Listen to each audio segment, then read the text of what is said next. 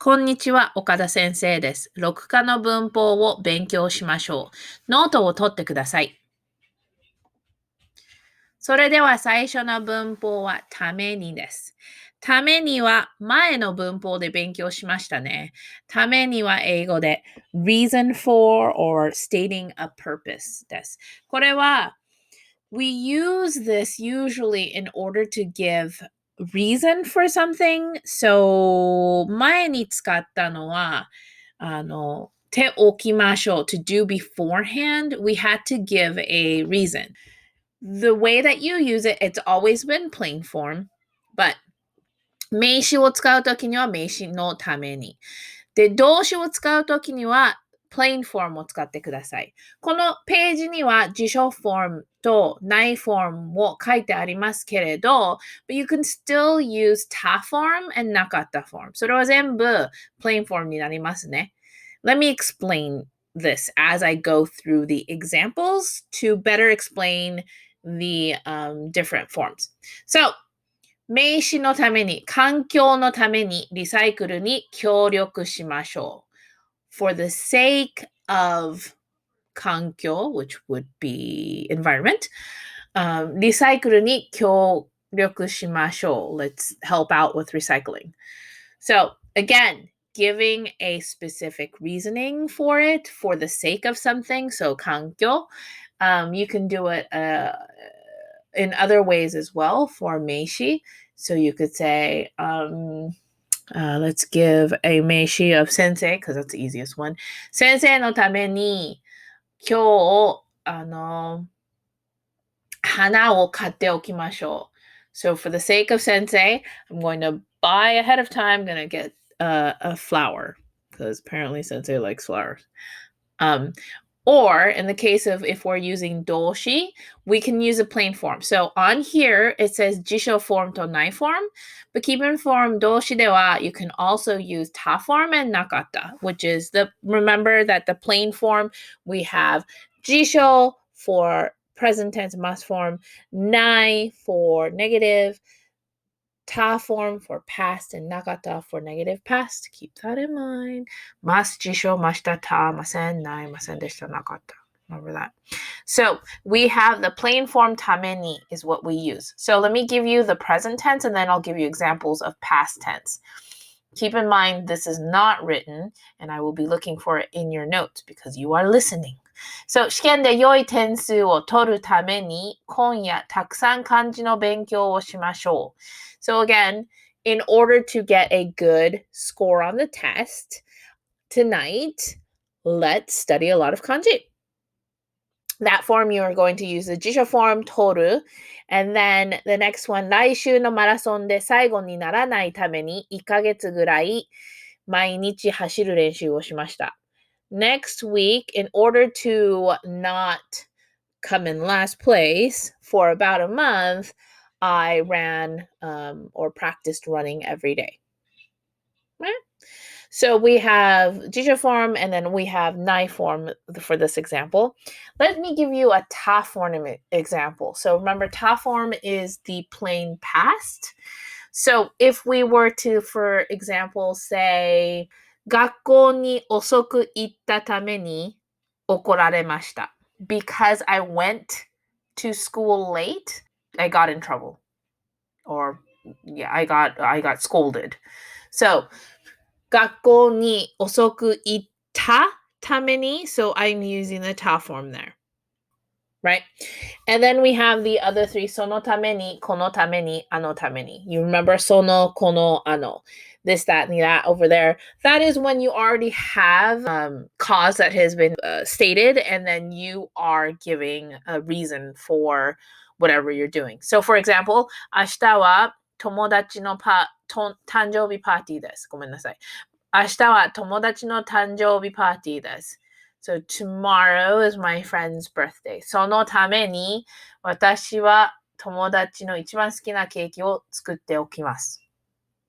So for that purpose, I am going to ahead of time make my friend's favorite cake. And we can also say このために、あのために. This, that, and that. other things reason. 次の文法はかどうかです。Now, before I get into this, remember that if you use ka at the end of a sentence, it is for the purpose of asking a question. That's going to take place here because when you use ka here, it's when you don't really have an answer and you will use it in the sentence form. Let me explain. So, かどうかっていうのは in 英語, it would be whether or not. So I'm going to give you some examples, but ka is going to be used in giving different choices, or if there are no choices, you are going to use kadoka. There are two ways of using kadoka. So let me go over the first one.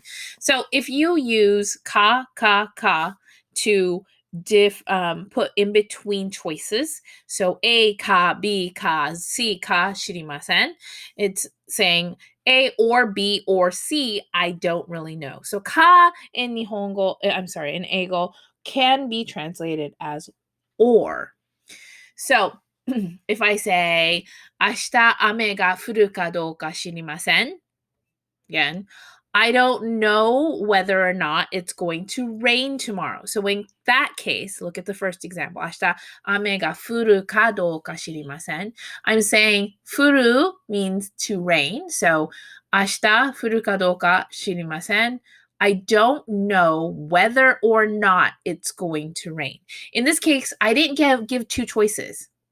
I just said 降るかどうか. So どうか implies that there is a secondary choice, which is the opposite of the first.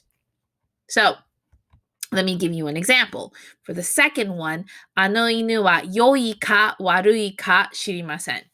In that case, I'm giving you a choice. That dog, I don't know if it's good or bad.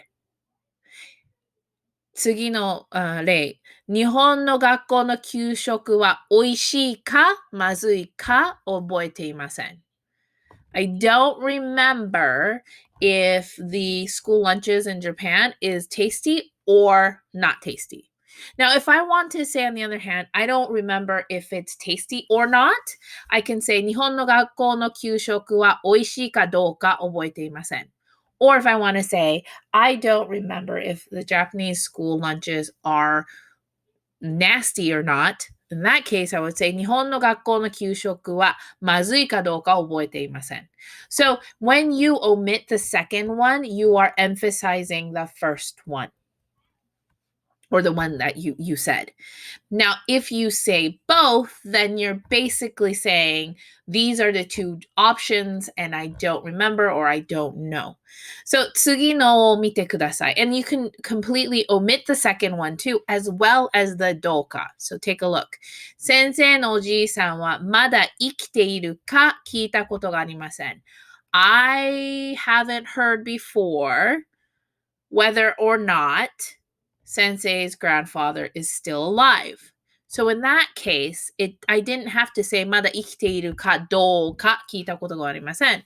I can just leave it as まだ生きているか聞いたことがありません. So let me go back to the first one then. 明日雨が降るかどうか知りません. Can I say 明日雨が降るか知りません? Yes, you can. In fact, you're saying whether or not it's going to rain, I don't know. Now, if I get rid of どうか, it would be like in English you would say, I don't know whether it's going to rain tomorrow. I'm omitting the or not part. Okay, so you can either give the different options or you can give the one and then imply the opposite to be something you don't know either. So you don't have to do it as in two opposite adjectives, however. Listen.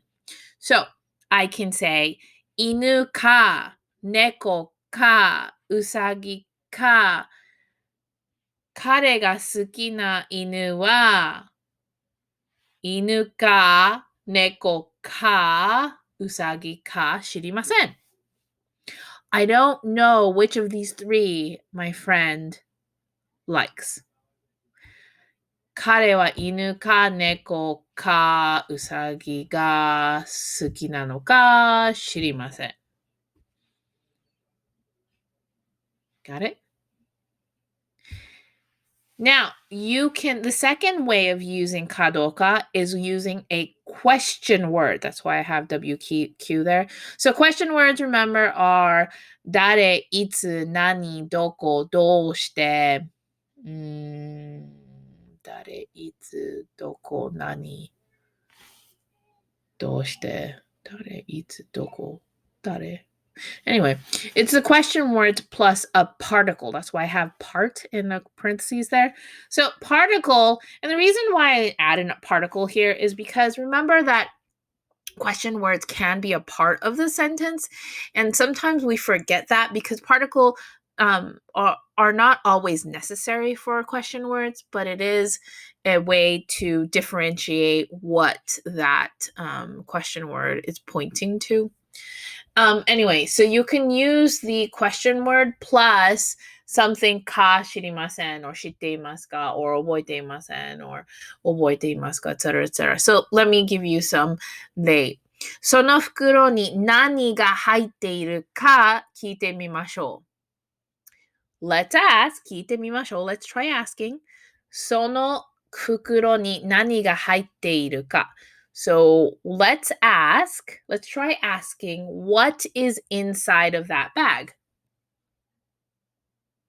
And then the next one, 彼はどこで生まれたか知っていますか? Do you know where he was born?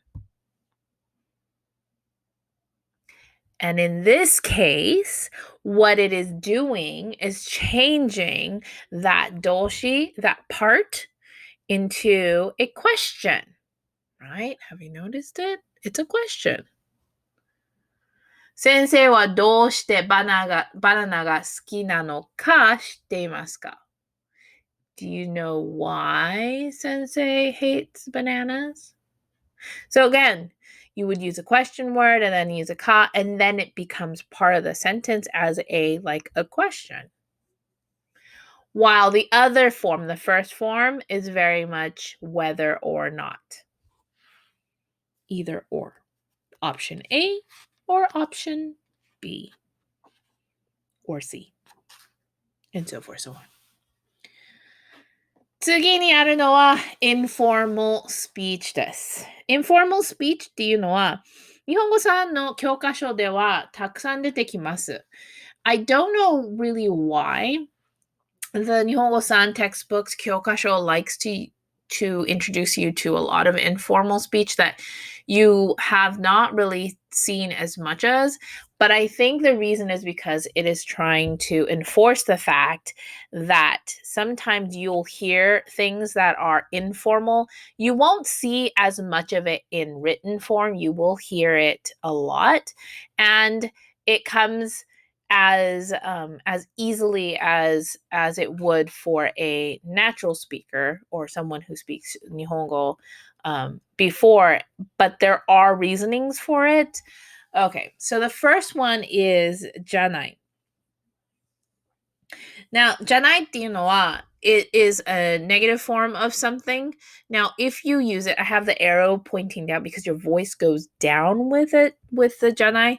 So, and then it becomes a question, which is weird. But for example, you would say, 絵が上手じゃない.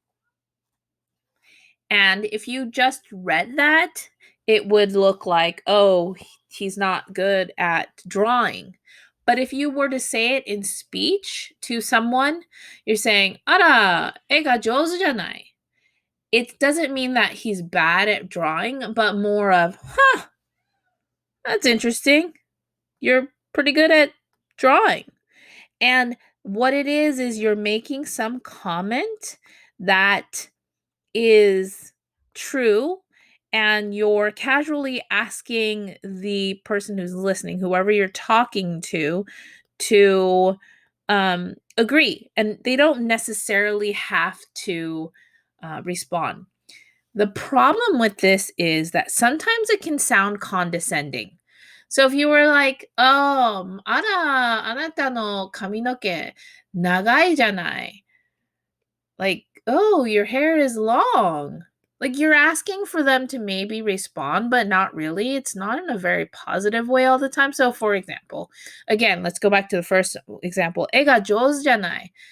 And then you're saying, oh, you draw so well, you're so skillful in drawing. But at the same time, what as a person who someone said that to you, how would you respond to that? Like, yeah, I'm great. But it's more like, especially in Nihonjin, right? If someone was like, oh, 絵が上手じゃない, you would answer with, いえいえ、とんでもありません。上手じゃないですよ。or いえいえ、ありがとうございます。でも、絵はまだ下手なんですよ. or you would be saying like explanation for if you were to respond. You don't actually have to respond, but it does come off as kind of condescending at times. So make sure that you check for context to understand whether or not someone is being condescending when they use that form. Not always, it's not always condescending, but it can come off as condescending. I don't recommend you using it. It's usually someone that is higher that will use it for someone that is lower. Okay, so the next one is nado becomes nanka. So nado っていうのは if you remember from your notes, I think 5科の単語だったと思うけど、maybe it was 4科。でも、などっていうのは、remember it's やとかなど、it's the different, etc., etc., etc. ones. Those are the ones that things such as, that's what you use. So when you hear it, used as nanka instead, it's just the informal way of speaking. You would never write this. So when you were saying things like 食べ物としてスパゲッティとかカレーとかそういうものが好きです. You would say instead, you would say, you might hear it as スパゲッティなんか好きです. Like things like spaghetti. This is what I like to eat, right? So you're going to hear nanka. The last one in here is nakereba narimasen. So nakereba narimasen, if you remember from Nihongo ni, it was a very difficult word to say and it's kind of a tongue twister, but that's the proper way of saying it. However, you're going to hear it in the informal speech. So nakereba narimasen, remember, is must do something. And sometimes, for example, 勉強をしなければなりません。今夜漢字を漢字の勉強をしなければなりません。You might hear it as 今夜漢字を勉強しなくちゃいけないから。or 今夜漢字を勉強しなきゃいけない。So you're going to hear nakcha and nakya instead of nakereba. I honestly think that the reason that you have this is because of regional accents or regional dialects that get into that. That's where you get the nakcha and the nakya, but you are going to hear it. So keep that in mind. I don't recommend you using it when you are speaking it. However, be aware that you will hear this in speech, but don't use it in writing. So the 最後の文法は形容詞を名詞にする練習です。So, we already practiced changing 動詞 into 名詞, so this is just a continuation of the whole idea of changing things into nouns because it's easier to use as nouns because remember, nouns can be connected to particles, ga, wa, ni, and so sometimes you do need to change the adjectives into nouns as well. I'll explain that in a second. But remember that doshi into meishi, you use the jisho form koto in order to change it into a meishi. And the other one was using the stem form, and that becomes a meishi as well. So, keiyoshi wa, I keiyoshi wa, you take off the e and add a sa. Na keiyoshi, you add a sa. In English, you would say that you are changing something from whatever it is, like pretty, and then changing it to prettiness. It's NESS. When you add NESS to things, it becomes to adjectives, it basically becomes a noun. That's the easiest way of explaining it. But here are some examples. Atsui, it's hot, right? Atsui desu versus atsusa, which atsusa means the heat or, heat index. So samui becomes samusa. So samui means it's cold. Samusa would be like the chill, right? That's a noun.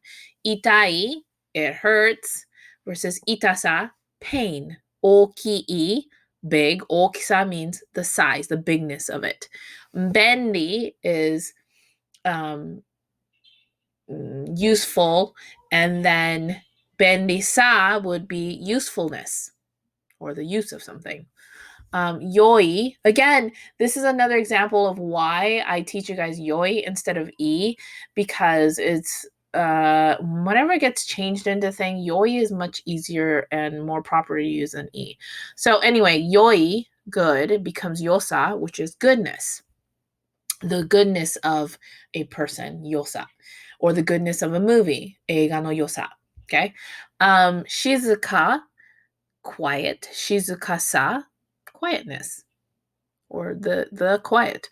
Kirei, in this case, not pretty. And we would use it more as clean, because kirei means clean, and kirei-sa is cleanliness. Then we have utsugushi, beautiful, and utsugushi-sa would be beauty. Oishi is tasty, and oishi-sa would be tastiness, right? And we also have things like fukuzatsu, which is something that is complex and confusing, and fukuzatsu-sa is the complexity. So again, you can in Eigo, we have these different ways of changing adjectives into noun. This is just a lot easier. You just take off the e and add sa, and then it becomes a noun. And remember, the reason why we have been practicing changing different forms into nouns is because nouns are just easier to use, because then you just attach it to a particle in order to use it in the sentence. Okay, again, 質問があったら先生にクラスの時間で聞くようにしてください。